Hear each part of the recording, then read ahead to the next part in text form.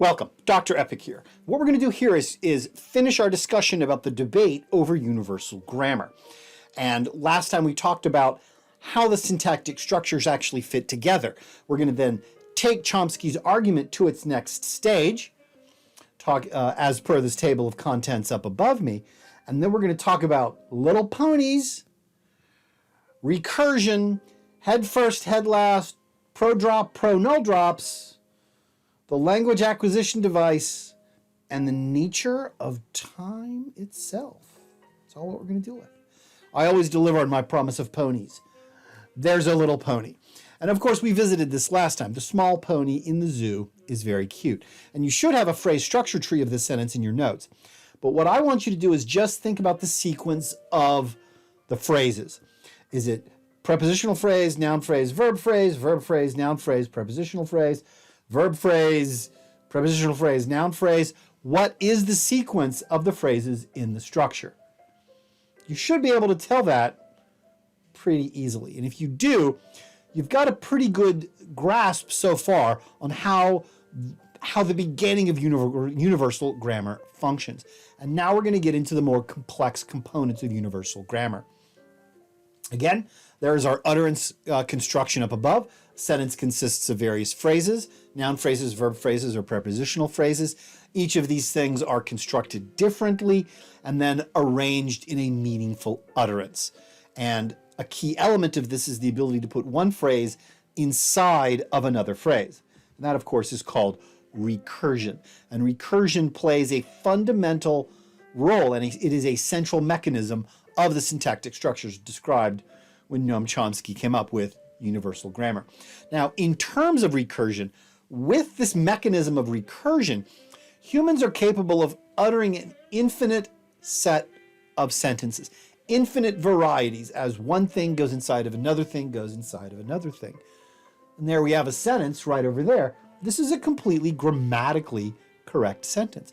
The boy, whose father was born in Alabama and worked the coal mine there, later moved to a small town in southern Arizona, a town known for its isolation, and there he started a small dry goods store, one that focused mainly on chicken feed imported from across the border, where it was very cheap.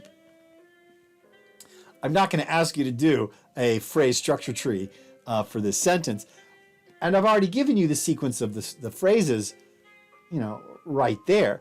It is a single sentence with one phrase inside of another phrase inside of another phrase in the sequence that you give over there. NP, NP, CVP, PP, NP, VP, PP, PP, NP, VP, PP, NP, VP, NP, NP, VP, VP, PP, VP, PP, NP, VP, NP. If I didn't screw that up, it's 22 phrases. All right? And recursion is one of the prime elements of universal grammar. And the use of recursive statements, like this incredibly awkward thing we built right over there, the use of recursive statements has been claimed by Noam Chomsky himself, and he did it in the year 2000 in that Science article. Recursion is a central mechanism of human language. And according to universal grammar, according to Noam Chomsky, all human languages should possess recursion as a central mechanism of their language structure. So, using the phrase structure tree, universal grammar claims a number of principles and parameters that are present in all human language structures. It argues that basically human language works in a manner analogous to a switchboard. This is my analogy. Basically, at a certain age, you have your switchboard operators.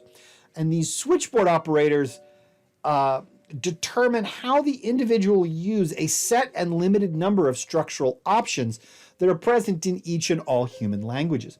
So you're a little kid, you have no language. You are a pre-language state. And the switchboard itself is something we'll encounter called the language acquisition device. And as you hear utterances being said, it sets the parameters on the switchboard. It determines what settings your language is going to have, which is why there is only a finite set of principles and parameters in all human languages. Now, there's many of these principles and parameters. There's many of these switches on the switchboard. We're only going to deal with two of them because they're the easiest to explain.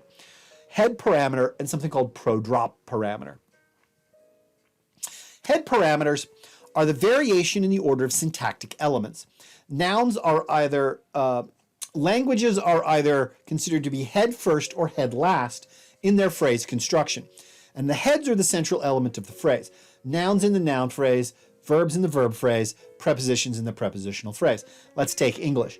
John with the red hair goes quickly to the store. The NP comes before the VP and then before the attached PP.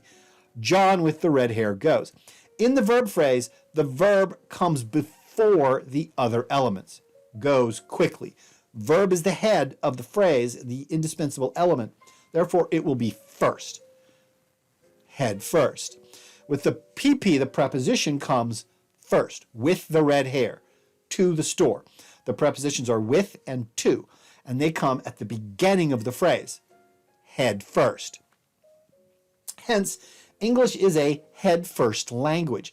The head of each phrase occurs before the other optional elements, and a violation of this violates the grammar. Let's violate the head parameter. Let's put the head at each of these phrases at the end of the phrase, and you end up with this nightmare of a sentence right over there. Short to the quickly goes hair red, the with John. It's an ungrammatical utterance. It's not meaningful. Doesn't make any sense. Languages are either head first or they are head last. Let's take Japanese. I'm going to badly mispronounce this. No hihon desu. Japanese, I am. Note how the adjective occurs before the verb. Nihon ni. Japan in. And if you say this one, tesu ga kawaii desu, a result of fear I have. That is the literal translation.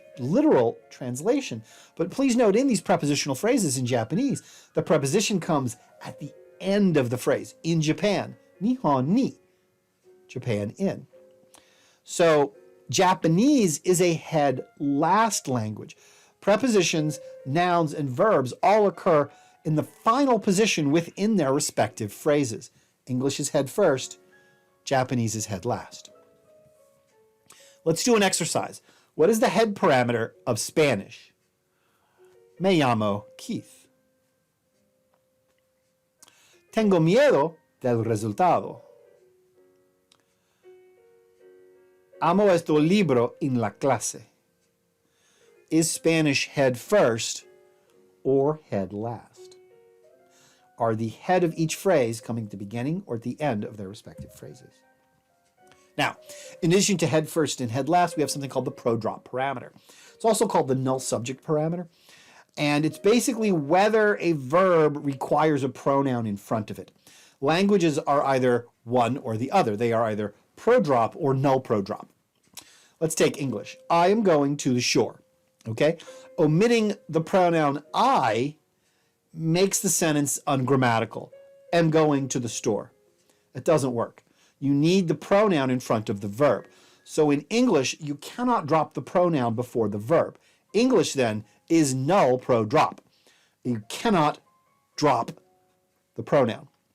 And in fact, most Germanic languages are null pro-drop. Contrast this with Italian. Lui parla. He speaks. It's a grammatically correct sentence. But you can also just say parla. Speaks. Notice how the speaker can drop the pronoun or not, depending on whether they want to. The verb has already been modified to indicate a third person singular. Parla, speaks. So the pronoun in the utterance is completely optional. Italian is a pro-drop language. It can drop the pronoun in front of the verb. Are the following languages pro-drop or null pro-drop? German. Spricht. He speaks. Chinese. 说. Speaks. It's just a verb. Spanish. Habla. That's just the verb. Speaks. He speaks. French. Il parle. He speaks. Oh, my French is terrible. And I'm not even going to try the Arabic. I have too much respect for the language. But please note, in some of these languages, you can drop the pronoun. Chinese, Spanish, and Arabic. Those are pro-drop languages. And the other two, German and French, you cannot drop that pronoun and still have the phrase make sense. These languages are null pro-drop. And so here we have two of these switches for these various languages. You have the head parameter, whether it's head first or head last. And then you have the pro-drop parameter, whether the language is either null pro-drop or pro-drop. And if you look at the list of languages up above, English head first but null pro-drop. Japanese head last but pro-drop. Arabic is head first, pro-drop. So universal grammar employs what I call this sort of switchboard theory of languages. And it basically argues that the human brain only has a set number of linguistic settings. Each language is either head first or head last. It's either pro-drop or it is null pro-drop. So you have a pre-language brain. Then you have your language acquisition device. That's that switchboard. And as you hear people using language around you, you begin to acquire this. And the language, if it's head first, then your switchboard operator sitting in your language acquisition device hear that the language is head first, and they flip that head first switch. And that head first switch is going to be set in your brain for the rest of your life. The switchboard operators in your language acquisition device are going to be they're going to be listening for pro-drop or null pro-drop, and their hand's going to be on that switch. And if you grow up speaking Japanese, they hear that pro-drop, click, and they're going to flip that pro-drop switch. All right? And that switch is then going to be set for the rest of your life. And this is how universal grammar is supposed to work in terms of language acquisition. And this eventually leads to one of Chomsky's more intriguing conclusions. If universal grammar is correct, then we, as human beings, are genetically pre-programmed for language. There's a little kid up there learning language. As children, our developing brain possesses a series of switches. These are all these principles and parameters. And there's a lot of these things. I just discussed two of them. Head parameters and pro-drop, null pro-drop. So we have these switches that are waiting to be thrown one way or the other. As we grow, we hear the language of adults and the switches get thrown during early language acquisition. We still have to learn what the actual words mean. We still have to learn the vocabulary. But essentially, what Chomsky is arguing up there in his sweater, that sweater is macaroni. That's a macaroni sweater. What we still have to learn what the words mean, but essentially Chomsky is arguing that most grammar, the majority of grammar, is innate. All right? So Chomsky himself posits that you have this unknown portion of the brain, and that unknown portion of the brain is the LAD, the language acquisition device, what I have made analogous to the switchboard. The LAD is that part of the brain which, when using heard input, forms the basis of grammar. This does help explain why children learn language, or many languages, very rapidly from about age 5 to early adolescence. That around age 5, their language acquisition device turns on, and its goal is to figure out what linguistic grammatical switches everyone around is using, flip those switches, and then it turns off. All right? Which is why children, from when they're about 5 years old until they're about 12, 13, or 14, pick up languages very, very rapidly. And why attempting to learn a language once you are into adulthood can be a trial. I mean, it's taken me years and years to even get half decent at Spanish. And they still make fun of my Spanish. Tengo pena, tengo pena. Anyway, there are a series of people who appear that their LAD never switches off. Their language acquisition device remains active through the rest of their entire lives. And they find it very, very easy to acquire languages very well into adulthood. They just listen to native speakers and pick up the language like that. They can acquire fluency in 10, 20, even more languages. These people are called polyglots. They're the most annoying goddamn people in the world. You know, I have a friend, she can speak like 8 languages. She learned a new language in 4 months. It's annoying, it is. It's taken me 10 years to get bad at Spanish. So, up above, I have a series of diagrams sort of cartooning Chomsky's theory. You have the pre-speech brain. The language acquisition device turns on at the age of 5, and it uses heard input, this learned vocabulary, and reorganizes that into a series of grammatical switches, the principles and parameters of universal grammar, that throws these switches about how the grammar is supposed to work. And these switches are ultimately biological in nature. The LAD of universal grammar has two important implications. One, it implies that all the grammar that they try to teach us in elementary school is completely worthless. It's utterly pointless teaching little kids grammar because you're teaching something that they biologically already know how to do. Two, it suggests that grammar itself is essentially genetically determined, that in our head we have a switch. The switch is either pro-drop or null pro-drop. We have a switch in our little Wernicke's area, and that switch is either head first or head last. And the exact language determines which way that switch gets thrown, but the switch is biological in nature.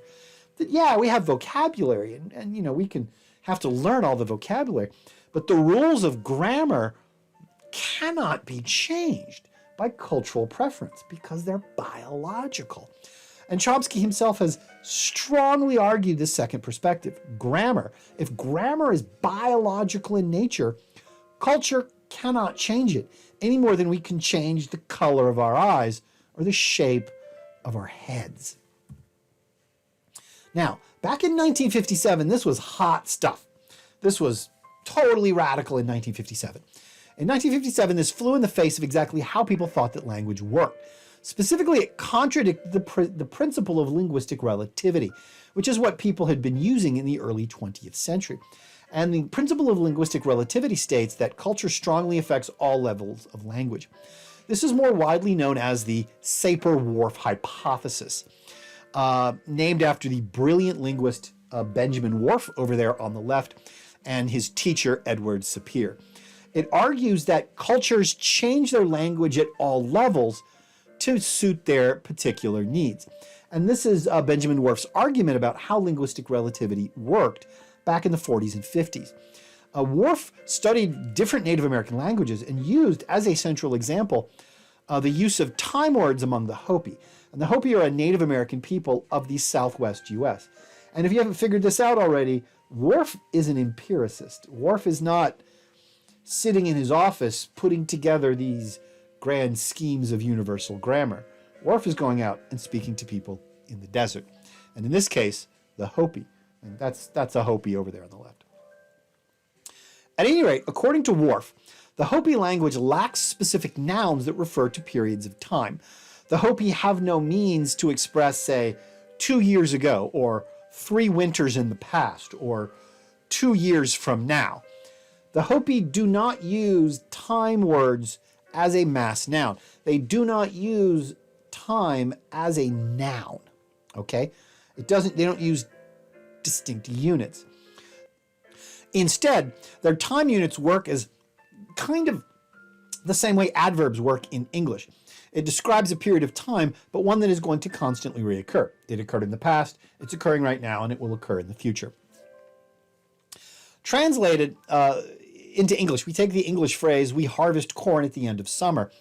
And a Hopi would say that as, we harvest corn summerly, which is to say, they're describing the harvest of corn as something that takes place now. It has taken place in the past, and it will take place in the same manner in the future. Or they say, we summon rains winterly. Okay? And this is how they handle time. They use it kind of like an adverb. The closest thing we have to this in English is the term evening or morning. It's describing a period of time, but a period of time that reoccurs on a regular basis. Now, in this way, the Hopi, at least according to the argument of Whorf, are expressing their concept of time as something that is cyclical, something that is constantly reoccurring, where the future and the past are interchangeable. The Hopi have a cyclical concept of time, where the past reoccurs as the future, and the present is simply the past that will reoccur in the time to come. This is generally a very different way of looking at time. Europeans look at time as linear. They look at time as you go from A to B to C to D. The Hopi don't do that. The Hopi see time as a circle. Indeed, Hopi verbs tend to lack tenses for the past, present, as future, although they do have rough equivalents. Now, Chomsky looked at Worf's argument and Worf's description of the Hopi and decided this is absolutely errant nonsense. And he proceeded to attack Worf's theories. The Sapir-Whorf hypothesis, according to Noam Chomsky, is complete nonsense. It's trash.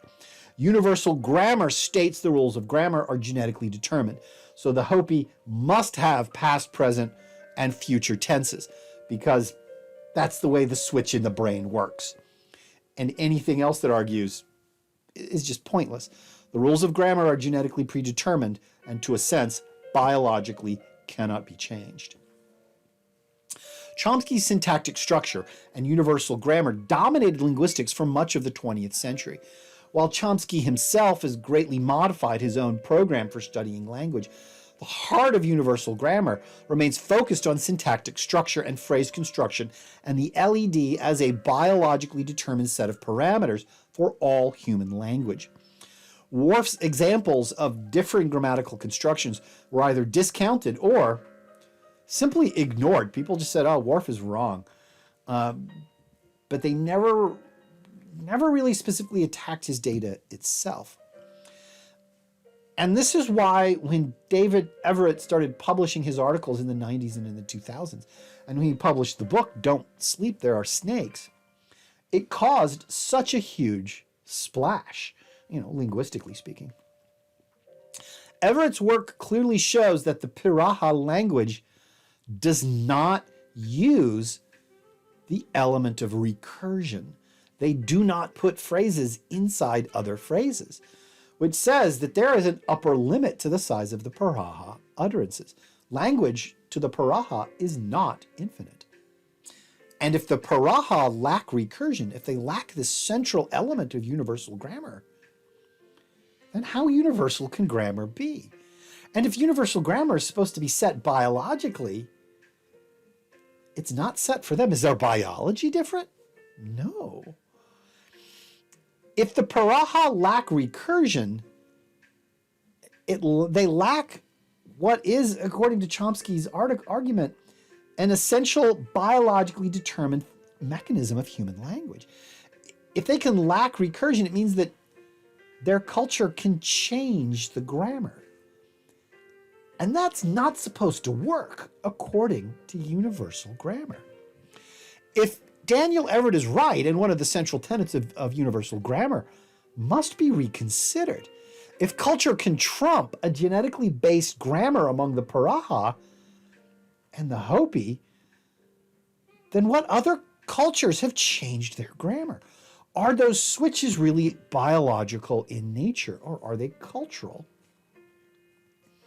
If culture can override aspects of universal grammar, then it's not universal grammar, is it? Now, how did Chomsky refer to this?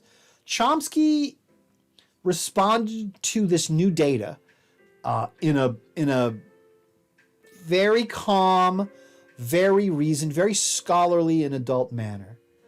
No, I'm just joking. He called Daniel Everett a liar and assumed that Daniel Everett has simply falsified his data. And Chomsky's response has been basically twofold. One, he says Daniel Everett is a liar and a fraud, and the evidence itself has been falsified. Straight up called him a liar. He did this like last year.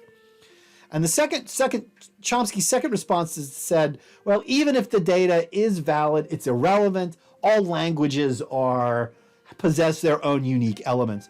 And then he just proceeds to advance as if he's trying to hope Daniel Everett and his theory goes away. And it hasn't gone away.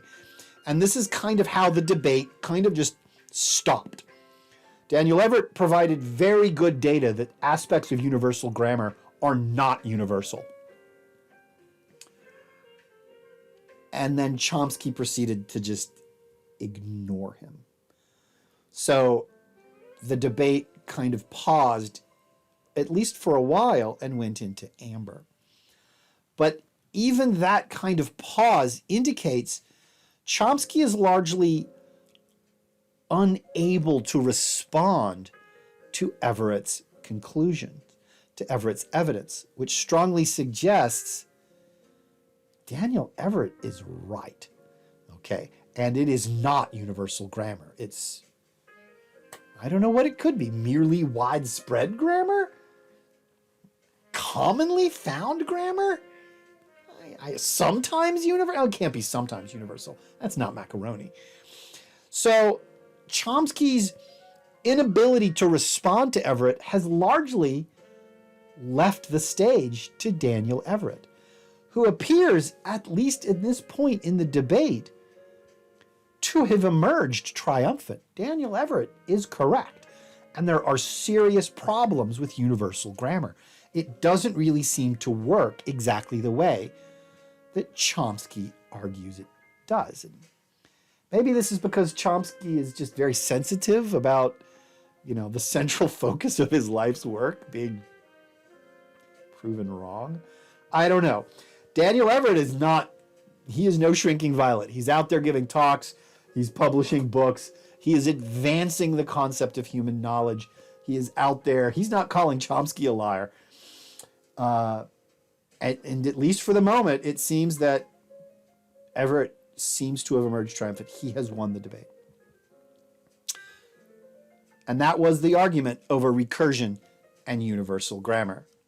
Now, and that, of course, brings us to the end of the linguistics modules. And in next module, we will be advancing towards culture itself. And I will see you there.